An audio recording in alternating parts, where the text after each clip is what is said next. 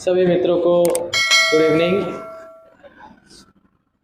आज इस वीडियो में मैं आपके लिए लेकर आया हूं मेवाड़ के सबसे महत्वपूर्ण शासकों में से एक रावल रतन सिंह। रावल रतन सिंह जिन्होंने रानी पद्मिनी से विवाह किया था और इनकी वीर की गाथा जो है आप अच्छी तरीके से जानते हैं और इन्हीं को मैं आज इस वीडियो में पढ़ाने जा रहा हूं। रावल रतन सिंह जो एक बहुत बड़े वीर शासक रहे हैं और रानी पद्मिनी जिन्होंने अपनी आन बान शान के लिए अपनी चित्तौड़ जो है वीरों की भूमि रही है उसकी आन बान शान के लिए अपने प्राणों का बलिदान उन्होंने दिया था, ठीक है ना।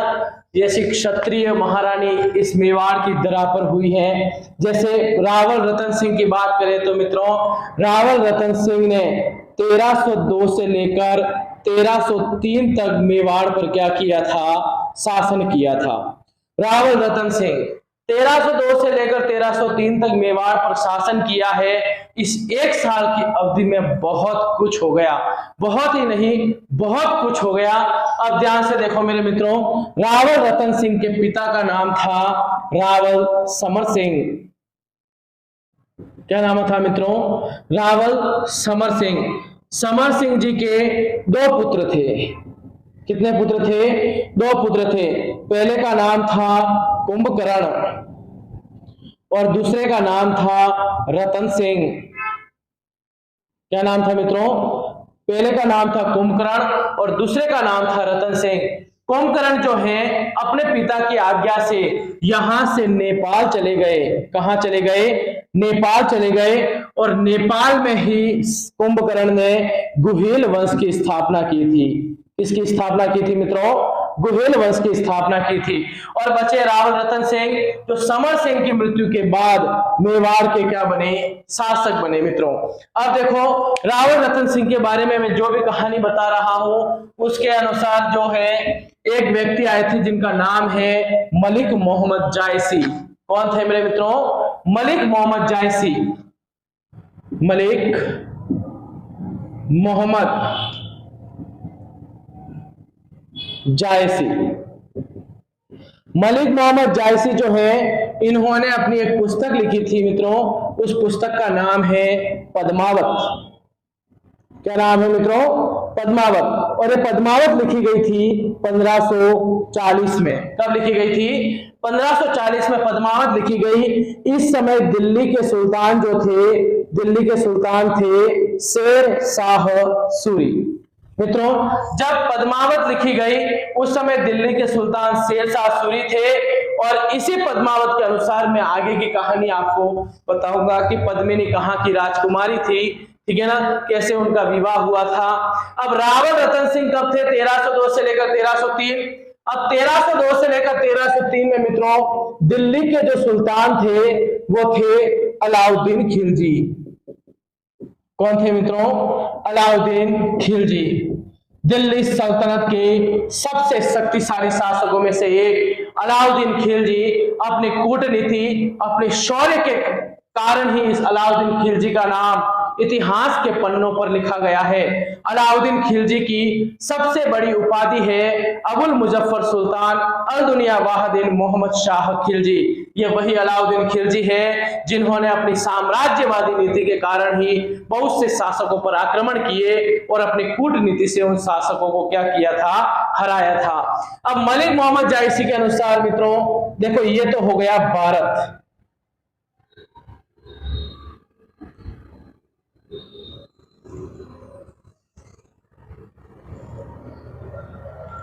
भारत। अब देखो यहां पर पड़ता है श्रीलंका। क्या पड़ता है मित्रों? श्रीलंका पड़ता है। मलिक मोहम्मद जायसी के अनुसार उस समय इसको सिंहल द्वीप के नाम से जाना जाता था। किसके नाम से? सिंहल द्वीप के नाम से जाना जाता था। उस समय सिंहल द्वीप के शासक थे गंधर्व सेन। कौन थे मित्रों? गंधर्व सेन। और इन्हीं गंधर्व सेन की एक पत्नी थी जिनका नाम है चंपावती। क्या नाम है मित्रों? चंपावती। और इन्हीं गंधर्व सेन की एक पुत्री थी और उस पुत्री का नाम था पद्मिनी। क्या नाम था मित्रों? पद्मिनी। और पद्मिनी के पास एक तोता था, हीरामन तोता। क्या था? हीरामन तोता। और यही तोता जो है मित्रों रानी पद्मिनी की सुंदरता का क्या करता था? वर्णन करता था। यहां पर मेरे मित्रों पड़ता है मेवाड़, और मेवाड़ के शासक थे रतन सिंह। यहां पड़ता है दिल्ली, और दिल्ली के शासक थे अलाउद्दीन खिलजी। ठीक है मित्रों, तो एक बार क्या हुआ कि यही जो हीरामन जो तोता है वो एक बार सिंहल द्वीप से उड़ता हुआ कहां पर आ गया? मेवाड़ आ गया। और मेवाड़ में यहां पर जंगलों में ये बोल रहा था, तभी एक शिकारी ने इस तोते को देख लिया। किसको देख लिया? एक तोते को देख लिया जो ये पद्मिनी की सुंदरता का वर्णन कर रहा था। और उसी शिकारी ने सोचा क्यों ना इस तोते को महाराजा को भेंट कर दिया जाए, तो महाराजा कुछ तो मेरे को देंगे। यही सोचकर शिकारी ने उस तोते को किसको भेंट कर दिया? रतन सिंह को भेंट कर दिया। अब रतन सिंह के सामने आकर वही तोता जो बोला कि हमारे राज्य की राजकुमारी इतनी सुंदर है कि वो पानी पीती है तो गले में दिखता है, उसको छू जाओ तो खून निकल जाए, इतनी कोमल है हमारे राज्य की राजकुमारी। यह सुनकर रतन सिंह का दिमाग खराब हो गया कि ऐसा भी कोई हो सकता है क्या। तो यही सोचकर रतन सिंह जो है एक योगी का वेश धारण करके वो यहां से कहां चले गए? सिंहल द्वीप चले गए। और सिंहल द्वीप में जाने के बाद गंधर्व सेन के महल के बगीचे में बैठे हुए थे।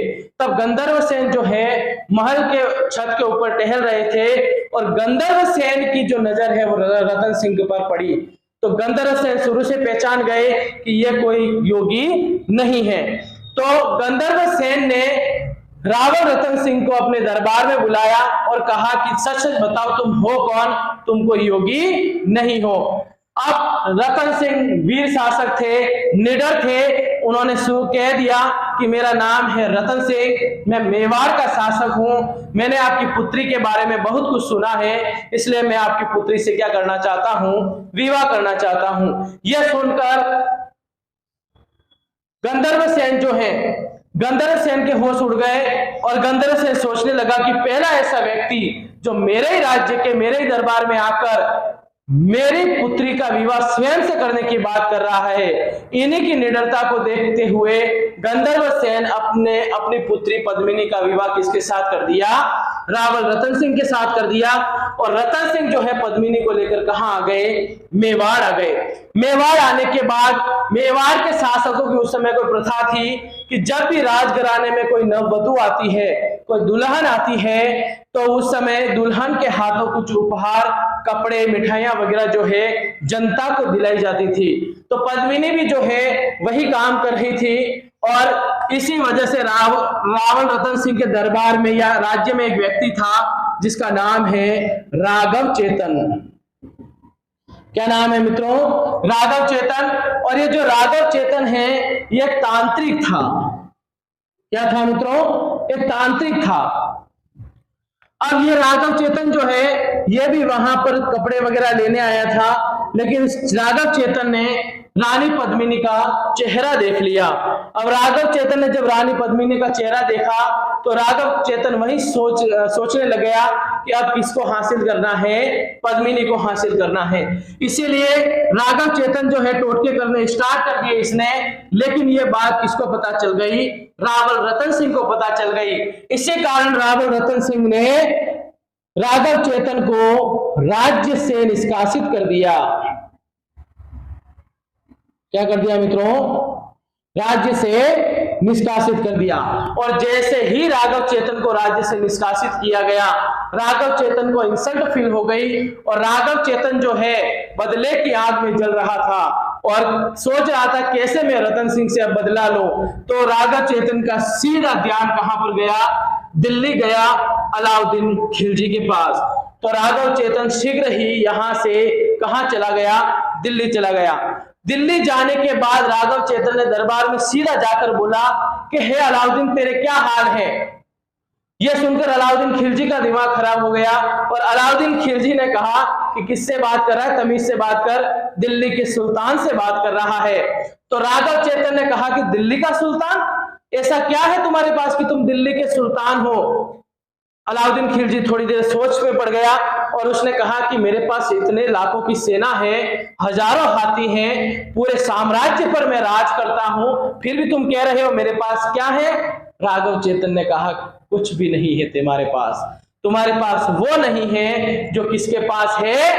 रतन सिंह के पास है, तुम्हारे पास पद्मिनी नहीं है। अलाउद्दीन खिलजी थोड़ी देर सोच में पड़ गया और कहा कि ये कौन सी बला है पद्मिनी? फिर उसको थोड़ी देर बैठाया और कहा कि ठीक है, पूरी तरह से बताओ। तो फिर राघव चेतन ने वो वापस गुणगान गाने स्टार्ट कर दिए कि वो पानी पीती है तो गले में दिखता है, उसे छू जाओ तो खून निकल जाए, इतनी कोमल है कहाँ की महारानी, मेवाड़ की महारानी। ये बात सुनकर अलाउद्दीन खिलजी ने सोच लिया कि ऐसा है तो फिर वो तो दिल्ली में होनी चाहिए। इसी कारण शीघ्र अलाउद्दीन खिलजी ने किसको पत्र लिखा? रावल रतन सिंह को पत्र लिखा और कहा कि पद्मिनी को शीघ्र अतिशीघ्र कहां पर पेश किया जाए? दिल्ली दरबार में पेश किया जाए, अन्यथा आक्रमण के लिए क्या रहे? तैयार रहे। तो ये जब पत्र रावल रतन सिंह जी के पास गया तो रावल रतन सिंह जी ने क्या कर दिया? मना कर दिया। और रावल रतन सिंह ने लिखा कि पद्मिनी तो दिल्ली नहीं आएगी, तुम्हें जो करना है कर लो, क्योंकि रावल रतन सिंह पहले से ही वीर थे। इसी कारण बात थी मेरे मित्रों 28 जनवरी, कब की? 28 जनवरी 1303 की। कब की? 1303 को अलाउद्दीन खिलजी ने चित्तौड़ पर आक्रमण किया और इस चित्तौड़ दुर्ग को चारों तरफ से घेर लिया। क्या कर लिया? चारों तरफ से घेर लिया। मित्रों, दो लाइनें कहता हूं, सुनना कि घेर लिया चित्तौड़ दुर्ग को, बंद किया दाना पानी, संकट में स्वाभिमान गिरा, संकट में थी पद महारानी। अब पूरे चित्तौड़ को चारों तरफ से घेरने के बाद अलाउद्दीन खिलजी यहां पर बैठ गया कि कभी तो बाहर निकलेंगे। अलाउद्दीन खिलजी यहां बैठे बैठे एक हफ्ता, 1 महीना, 2 महीना, 3 महीना, ऐसे करते करते मित्रों 7 महीने हो गए। कितने महीने हो गए? 7 महीने हो गए, लेकिन फिर भी कोई भी दुर्ग से बाहर नहीं आया। यह सोचकर अलाउद्दीन खिलजी ने तुरंत उसके होश उड़े और उसने सोचा कि भाई इतने समय हो गया, कोई भी दुर्ग से बाहर नहीं आया, अगर मैं इतने समय से यहां पड़ा हूं तो दिल्ली कौन संभाल रहा होगा? इसलिए अलाउद्दीन खिलजी ने सोचकर अपने तामझाम सारे उठाकर वो वापस जाने ही वाला था। तब अलाउद्दीन खिलजी के दिमाग में एक तरकीब आ जाती है और वो वापस पत्र लिखता है किसको? रावल रतन सिंह को। और रावल रतन सिंह को कहता है कि ठीक है, मुझे पद्मिनी नहीं चाहिए, बस केवल उनका एक चेहरा बता दो, वो दिखती कैसी है। क्यों? क्योंकि उत्साह तो राघव चेतन ने दिया ही था। ठीक है, अब रावल रतन सिंह जैसे मना ही करने वाले थे तो कहते हैं कि वहां पर कौन आ गई? पद्मिनी आ गई। और पद्मिनी के आने के बाद पद्मिनी ने कहा कि ठीक है, चेहरा ही तो देखना है, देखने दो, भला जाएगी तो सही यहाँ से, बिना फालतू का बैठा है यहाँ पर, न तो जी रहा है और ना ही जीने दे रहा है। इसलिए रावल रतन सिंह ने रानी पद्मिनी के कहने पर फिर एक ऐसी व्यवस्था करवाई कि पद्मिनी जब श्रृंगार के लिए शीशे के बाहर, श्रृंगार के लिए शीशे के अंदर देखती थी तो उनकी जो परछाई थी वो बाहर दिखती थी। ऐसे पूरा कंप्लीट व्यवस्था बनाने के बाद रतन सिंह ने अलाउद्दीन खिलजी को दुर्ग के अंदर बुलाया और जब अलाउद्दीन खिलजी ने रानी पद्मिनी को देखा तो कहते हैं कि जैसा रानी पद्मिनी के बारे में सुना था उससे भी कहीं ज्यादा सुंदर थी रानी पद्मिनी। और अलाउद्दीन खिलजी अब सोच रहा है कि मना तो कर दिया, अब कैसे पाया जाए पद्मिनी को? तो यही सोचकर अलाउद्दीन खिलजी के दिमाग में तरकीब चल ही रही थी और यहां पर अलाउद्दीन खिलजी ने कूटनीति का सहारा लिया। मित्रों, किसका सहारा लिया? कूटनीति का सहारा लिया। और कूटनीति का सहारा लेने के बाद रतन सिंह को अगवा करके और अलाउद्दीन खिलजी कहां लेकर चला गया? दिल्ली लेकर चला गया। दिल्ली लेकर जाने के बाद रावल रतन सिंह को अलाउद्दीन खिलजी ने दुर्ग के अंदर बंदी बना लिया। अब क्या हुआ? जेल में डाल दिया रावल रतन सिंह को। फिर वहां से अलाउद्दीन खिलजी ने पत्र लिखा रानी पद्मिनी को, यदि महाराजा की सलामती चाहती हो तो शीघ्र कहां पर पेश हो जाओ, दिल्ली पेश हो जाओ। तो अब रानी पद्मिनी इधर परेशान हो गई कि ऐसा कैसे हो सकता है। फिर रानी पद्मिनी का ध्यान गया गोरा और बादल, यानी कि रावण रतन सिंह के दो वीर सेनापति थे, गोरा और बादल। और उस समय किसी कारणवश रावण रतन सिंह ने गोरा को जो है राज्य से निष्कासित कर रखा था। जब रानी पद्मिनी को पता लगा कि गोरा महल के अंदर नहीं है, इसी कारण रानी पद्मिनी अपने दासियों के साथ स्वयं किसको ढूंढने चली गई, गोरा को ढूंढने चली गई। जब गोरा और रानी पद्मिनी का आमना सामना हुआ था तब तो रानी पद्मिनी ने सारी बात गोरा को बताई, लेकिन गोरा ने उस समय कहा था कि महारानी मैं पहले ही महाराजा की आज्ञा का पालन कर रहा हूं, यदि मैं राज्य में आया तो उनकी आज्ञा का क्या होगा, उल्लंघन होगा। और फिर रानी पद्मिनी ने कहा ठीक है कोई दिक्कत नहीं है, अगर पद्मिनी दिल्ली गई तो राजपूत जाति के शब्द पर कलंक लगा बैठोगे तुम लोग। ये किसने कहा था मित्रों, रानी पद्मिनी ने कहा था कि यदि पद्मिनी दिल्ली गई तो राजपूत जाति के शब्द पर कलंक लगा बैठोगे तुम लोग। ये बात सुनकर गोरा की आंखों में आंसू आ गए और गोरा ने कहा था कि मेवाड़ के महाराजा को सुरक्षित मेवाड़ पहुंचा दिया जाएगा, जब तक मेवाड़ के महाराजा मेवाड़ सुरक्षित नहीं पहुंच जाते तब तक ये गोरा युद्ध करता रहेगा, चाहे सर कट जाए फिर भी दर युद्ध करता रहेगा। ये वचन था गोरा का, किसको मित्रों, रानी पद्मिनी को वचन था। उसके बाद गोरा ने बुलाया किसको, बादल को बुलाया, और बादल को बुलाने के बाद दोनों ने ऐसी योजना बनाई कि पालकियों में दासियों के स्थान पर इन्होंने सैनिकों को बैठाया, और सैनिकों को बैठाने के बाद स्वयं लड़की का वेश धारण करके ये महाराजा की सुरक्षा के लिए कहां निकल गए, दिल्ली निकल गए। और वहां जाकर बादल जो है दरबार में जाकर बोलता है, क्योंकि कहते हैं कि उस समय अलाउद्दीन खिलजी मदिरा पिए हुए व्यस्त था और नशे में था, और बादल जो है लड़की का वेश धारण करके बोलता है सीधा दरबार में जाकर, मैं कल तेरी बेगम बन जाऊंगी, लेकिन केवल आज के लिए मुझे किससे मिलने दो, रतन सिंह से मिलने दो, महाराजा से मिलने दो। और यही बात सुनकर अलाउद्दीन खिलजी को तो लग रहा है कि पद्मिनी बोल रही है, ठीक है ना, और अलाउद्दीन खिलजी ने कह दिया कि ठीक है आज के लिए मिलने दो। तो गोरा और बादल जो हैं रावण रतन सिंह से मिलने चले गए, और सारी बातें गोरा और बादल ने किसको बता दी, रतन सिंह को बता दी कि आपको यहां से सुरक्षित पहुंचा दिया जाएगा। अब क्या होता है कि जैसे ही रावण रतन सिंह को दिल्ली से बाहर निकाला गया तब अलाउद्दीन खिलजी की सेना को पता लग गया कि दासियों के स्थान पर कौन आए हैं, सैनिक आए हैं, और घमासान इनके मध्य युद्ध हुआ। लेकिन रावण रतन सिंह को सुरक्षित कहां पहुंचा दिया गया, मेवाड़ पहुंचा दिया गया। और गोरा और बादल बड़ी वीरता के साथ युद्ध करते हुए क्या हो गए मित्रों, वीर गति को प्राप्त हो गए। गोरा वो वीर था जिसने सर कटने के बाद भी बहुत से सैनिकों को मार गिराया, और वो बादल इसने अपनी वीरता का वो परिचय दिया है कि पेटों की हड्डियां बाहर निकलने के बाद भी अपनी केसरिया पगड़ी को खोलकर अपने पेट के चारों तरफ लपेटकर युद्ध किया है। इसी बात से आप अंदाजा लगा दो कि कितने वीर रहे होंगे ये दोनों सेनापति, जिन्होंने मेवाड़ की आन बान शान के लिए अपने प्राणों की आहुति दे दी है। उसके बाद क्या हुआ मित्रों, जैसे ही रावण रतन सिंह मेवाड़ पहुंच गए, उसके बाद अलाउद्दीन खिलजी को जैसे होश आया, अलाउद्दीन खिलजी ने तुरंत ही आक्रमण कर दिया। कहां पर मित्रों, चित्तौड़ पर। चित्तौड़ पर अलाउद्दीन खिलजी का आक्रमण हुआ मित्रों। बात थी 26 अगस्त 1303 की। 26 अगस्त 1303 को अलाउद्दीन खिलजी ने चित्तौड़ पर आक्रमण कर दिया, और रावण रतन सिंह को पता लग गया कि अब बैठने से कोई भी फायदा नहीं है। रावण रतन सिंह ने रानी पद्मिनी को बुलाया और कहा कि देखो मैं केसरिया पगड़ी रावण रतन सिंह जी ने धारण कर ली थी। कोई भी राजा अगर केसरिया पगड़ी धारण करके युद्ध में जाता है, या तो वो वीर गति को प्राप्त होंगे या फिर युद्ध को विजय होकर लौटेंगे। यह बात थी।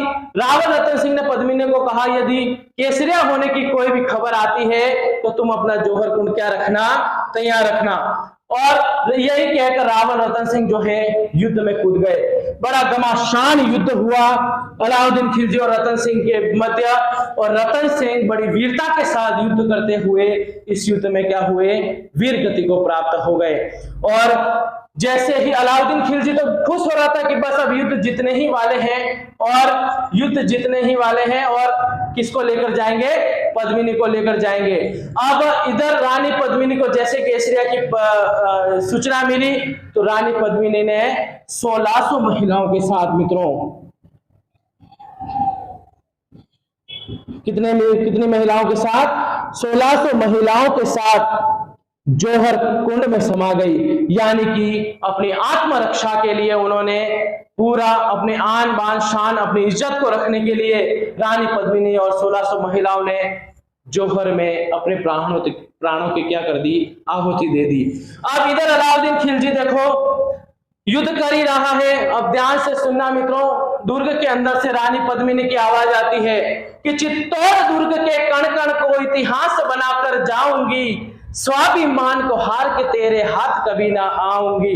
दुर्ग की हर एक क्षत्राणी ने जौहर पथ में भाग लिया, एक एक कर कूदी ज्वाला में अपनी देह को त्याग दिया।